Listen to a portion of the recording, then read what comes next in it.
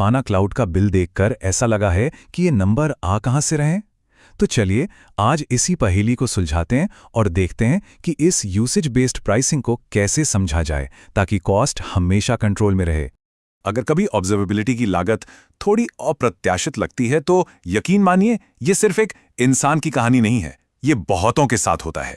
आज हम इसी कंफ्यूजन को दूर करेंगे और देखेंगे कि इन खर्चों को कैसे समझा और कंट्रोल किया जा सकता है। तो आज का हमारा रोड मैप क्या है?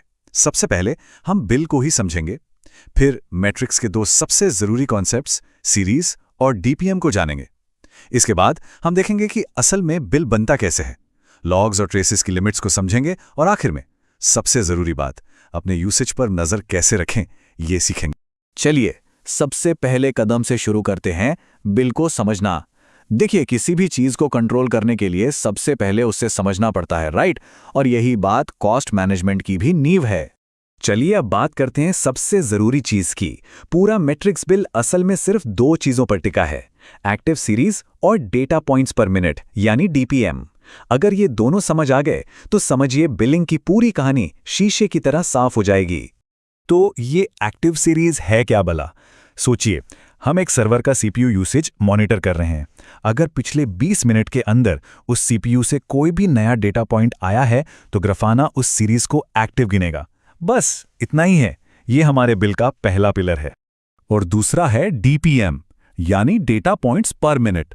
इसका मतलब सीधा सा है, हर मिनट में कितनी बार डेटा भेजा जा रहा है। जैसे प्रोमीथियस में जो स्क्रैप इंटरवल होता है ना, वही डीपीएम तय करता है। अगर हर 60 सेकंड में डेटा भेज रहे हैं तो डीपीएम हुआ 1 और ये चीज बिल पर सीधा असर डालती है। अब देखिए, एक छोटा सा बदलाव कितना बड़ा फर्क ला सकता है।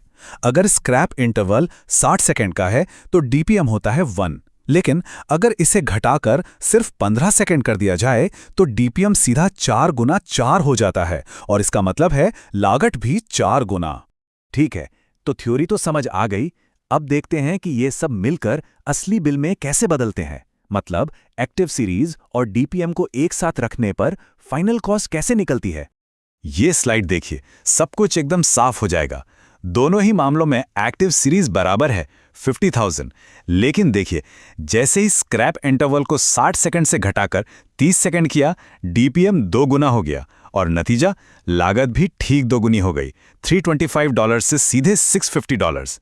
इससे पता चलता है कि डेटा भेजने की फ्रीक्वेंसी कितनी ज्यादा जरूरी है।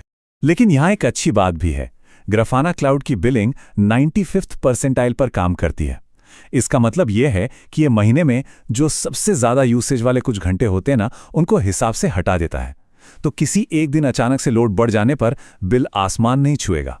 36 घंटे, जी हाँ, इसका मतलब है कि महीने के टॉप 5% यूसेज जो करीब करीब 36 घंटे बनते हैं, उनके लिए बिलिंग नहीं होती। तो अगर कभी कोई दिक्कत आती है और यूसेज अचानक से बढ़ जाता है तो उस स्पाइक के लिए ज्यादा चिंता करने की जरूरत नहीं है।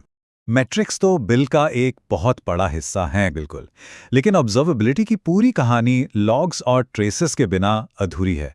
तो चलिए फटाफट उनकी सीमाओं पर भी एक नज़र डाल लेते हैं ताकि पूरी पिक्चर क्लियर हो। लॉग्स की बात करें तो कुछ चीज़ों का ध्यान रखना होता है, जैसे हर सेकंड 5 MB से ज़्यादा डेटा नहीं भेज सकते और एक यूज़र के लिए 5000 एक्टिव स्ट्रीम्स की लिमिट है। अब ये लिमिट्स क्यों हैं? ताकि सिस्टम सबके लिए स्टेबल और फास्ट बना रहे।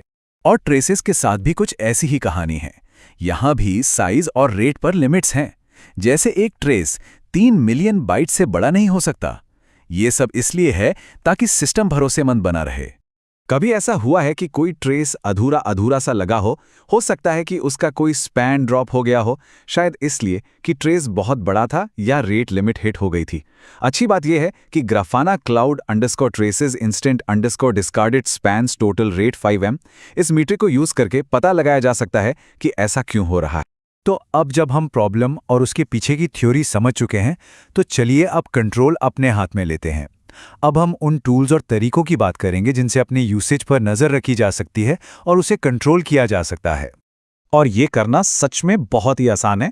बस ग्राफाना यूआई में एक्सप्लोर सेक्शन में जाइए, डेटा सोर्स में ग्राफाना क्लाउड यूसेज को चुनिए और अपनी मैट्रिक की क्वेरी रन कर दीजिए। कुछ ही पलों में अपने यूसेज का सारा डेटा सामने होगा। पर शुरू कहाँ से करें? इन 2 मैट्रिक्स से। पहला, Grafana cloud instance active series ये बताएगा कि कितनी सीरीज एक्टिव हैं। और दूसरा, ग्राफाना क्लाउड इंस्टेंस सैंपल्स पर सेकंड, जिससे डीपीएम का अंदाजा लग जाएगा। याद है ना, यही वो दो चीजें हैं जो हमारा बिल तय करती हैं। तो अब जब ग्राफाना क्लाउड बिलिंग को समझने और मॉनिटर करने के सारे टूल्स हमारे पास हैं, तो सवाल ये उठता है कि सबसे पहले ऑप्टिमाइज क्या किया जाएगा? क्या स्क्रैप इंटरवल को एडजस्ट करेंगे या फिर उन मैट्रिक्स को ढूंढेंगे जिनकी कार्डिनैलिटी बहुत ज्यादा है? नियंत्रण अब हमारे हाथ में है।